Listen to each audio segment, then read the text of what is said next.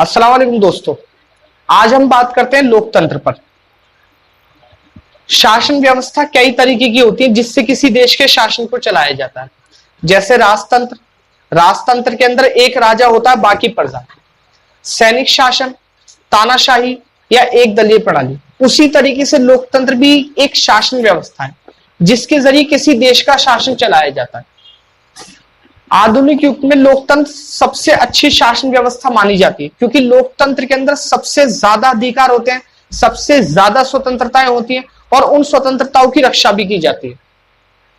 हालांकि मार्क्स ने लोकतंत्र को ज्यादा महत्व नहीं दिया, लेकिन 1991 में सोवियत संघ के विघटन के बाद लोकतंत्र सर्वश्रेष्ठ शासन व्यवस्था बन गई, सबसे बेहतर शासन व्यवस्था बन गई। लोकतंत्र के दो रूप हैं, प्रत्यक्ष लोकतंत्र और अप्रत्यक्ष लोकतंत्र। प्रत्यक्ष लोकतंत्र में जनता खुद कानून बनाती है, उन्हें लागू करती है। प्रत्यक्ष लोकतंत्र को प्राचीन यूनान में अपनाया गया था। अप्रत्यक्ष लोकतंत्र में जनता अपने प्रतिनिधियों को चुनती है और वो प्रतिनिधि कानून बनाते हैं। आज ज्यादातर देशों में अप्रत्यक्ष लोकतंत्र को अपनाया गया क्योंकि प्रत्यक्ष लोकतंत्र को आसानी से नहीं अपनाया जा सकता। प्रत्यक्ष लोकतंत्र को वहां अपनाया जा सकता है जहां की जनसंख्या कम हो। प्राचीन यूनान में जनसंख्या बहुत कम थी, 500 के आसपास लोग होते थे। वो आपस में मिलकर कानून बनाते थे, उन्हें लागू करते थे। लेकिन आज कोई भी छोटे से छोटा राज्य ऐसा नहीं है जहां की जनसंख्या कम हो।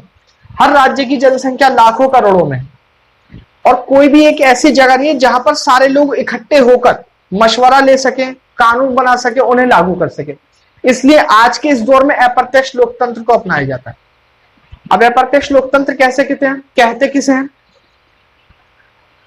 यानी जब जनता अपने प्रतिनिधियों को चुनती है और वो प्रतिनिधि देश के लिए कानून बनाते हैं, इसे ही अप्रत्यक्ष लोकतंत्र कहते हैं। लोकतंत्र के ऊपर सबसे अच्छी जो परिभाषा दी है वो दी है अब्राहम लिंकन साहब ने, अमेरिका के राष्ट्रपति।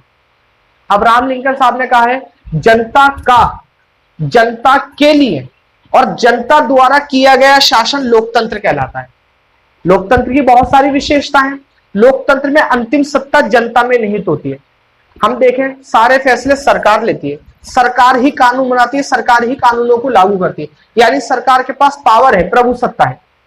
लेकिन सरकार से भी बड़ी पावर है जनता के पास।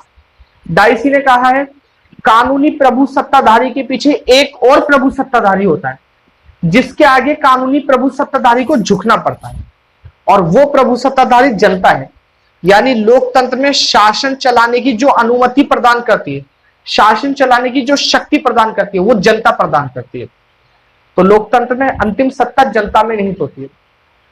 लोकतंत्र के अंदर सभी को समान रूप से वोट डालने का अधिकार दिया जाता है, जिससे कहते हैं सार्वभौमिक वयस्क अधिकार। सार्वभौमिक का मतलब होता है सभी को, वयस्क का मतलब होता है जो बड़े हैं, कम से कम 18 साल के, और मत अधिकार का मतलब होता है वोट डालने का अधिकार। जब इलेक्शन का वक्त आता है तो किसी से ये नहीं पूछा जाता आप जो है हिंदू हो, मुसलमान हो, ऊंची जाति के हो, नीची जाति के हो, अमीर हो, गरीब हो, नहीं। व्यक्ति है, नागरिक है, 18 साल का है, मतदाता सूची में नाम है, वोट डाल सकता है। यानी जब सभी को समान रूप से बिना किसी भेदभाव के वोट डालने का अधिकार दिया जाता है, इसे ही सार्वभौमिक वयस्क मताधिकार कहते हैं। लोकतंत्र में एक से ज्यादा दल होते हैं जिनमें खुलकर प्रतियोगिता होती है। लोकतंत्र के लिए एक से ज्यादा दलों का होना बहुत जरूरी है। अगर एक दल है तो आप वोट दो मत दो, उसी की सरकार बनेगी। ये लोकतंत्र नहीं है। जनता की पसंद की सरकार तो तब बनेगी जब जनता को कई दलों में से किसी एक दल को या किसी एक को सरकार बनाने का, कई दलों में से किसी एक दल को चुनने का मौका मिलेगा। लोकतंत्र में विचारों के आदान प्रदान के जरिए सरकार बनती है। सारा खेल बहुमत का है। जिस पार्टी के पास बहुमत होता है उसे सरकार बनाने का मौका मिलता है। कभी कभी ऐसा होता है किसी एक पार्टी को बहुमत नहीं मिल पाता तो 2 या 3 पार्टी आपस में मिलकर बहुमत साबित करती है, फिर सरकार बनाती है। तो लोकतंत्र में एक से ज्यादा दल होते हैं जो आपस में सत्ता प्राप्त करने के लिए संघर्ष करते रहते हैं, प्रतियोगिता करते रहते हैं। जी, तो लोकतंत्र में एक से ज्यादा दलों का होना बहुत जरूरी है। लोकतंत्र में स्वतंत्र और निष्पक्ष चुनाव होते हैं। लोकतंत्र में एक निश्चित अवधि के बाद स्वतंत्र और निष्पक्ष चुनाव होते हैं। जैसे अमेरिका के अंदर हर 4 साल बाद चुनाव होते हैं, भारत के अंदर हर 5 साल बाद चुनाव होते हैं। तो स्वतंत्र और निष्पक्ष चुनावों का होना बहुत जरूरी है और निश्चित अवधि के बाद भी चुनावों का होना बहुत जरूरी है। लोकतंत्र के अंदर अल्पसंख्यकों की तरफ भी ध्यान दिया जाता है। लोकतंत्र सिर्फ बहुसंख्यकों का शासन नहीं है। लोकतंत्र का मतलब है लोगों का शासन, सबका शासन। इसमें अल्पसंख्यकों की तरफ भी बहुत ध्यान दिया जाता है, उनके अधिकारों की रक्षा की जाती है।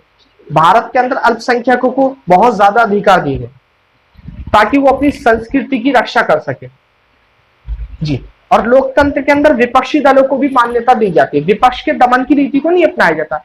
विपक्ष का होना भी उतना ही जरूरी है जितना सरकार का होना है, क्योंकि विपक्ष सरकार की गलत नीतियों को जनता के सामने लाता है, सरकार को सही रास्ते पर लाता है।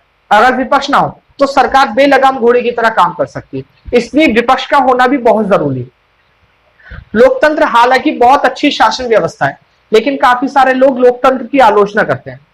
जैसे लोकतंत्र के अंदर धन और बल का बहुत ज्यादा इस्तेमाल किया जाता है, पैसे का और पावर का इस्तेमाल किया जाता है। लोकतंत्र के अंदर जो अपराधी प्रवृत्ति के लोग हैं उन्हें ही बार बार जीतने का मौका मिलता है। लोकतंत्र के अंदर गुणों की जगह संख्या पर जोर दिया जाता है। यानी अगर 10 लोग कह रहे हैं कि जी ये कुआं है इसमें मत कूदो, और 90 लोग कह रहे हैं इसमें कूदो, तो 90 लोगों की बातों को माना जाएगा। लोकतंत्र के अंदर सभी के वोटों की वैल्यू बराबर है। एक इंसान जिसे राजनीति के बारे में जानकारी नहीं है या जो पढ़ा लिखा नहीं है, उसके वोट की वैल्यू बराबर है। और एक पढ़ा लिखा इंसान जिसे उस विषय के बारे में बहुत ज्यादा जानकारी है, उसकी वोट की वैल्यू भी उतनी ही बराबर है। यानी अनपढ़ और पढ़े लिखे इंसान के वोटों की वैल्यू बराबर होती है लोकतंत्र के अंदर। और विशिष्ट वर्गीय सिद्धांत के हिसाब से लोकतंत्र के अंदर कुछ विशिष्ट लोगों का शासन होता है। लोकतंत्र के अंदर गरीब लोग कभी भी आगे नहीं बढ़ सकते, ये विशिष्ट वर्गीय लोगों का मानना है जी। तो आपको ये वीडियो अगर अच्छी लगी तो लाइक करें, और इसी तरीके की वीडियो और पाने के लिए सब्सक्राइब करें। तब तक के लिए धन्यवाद।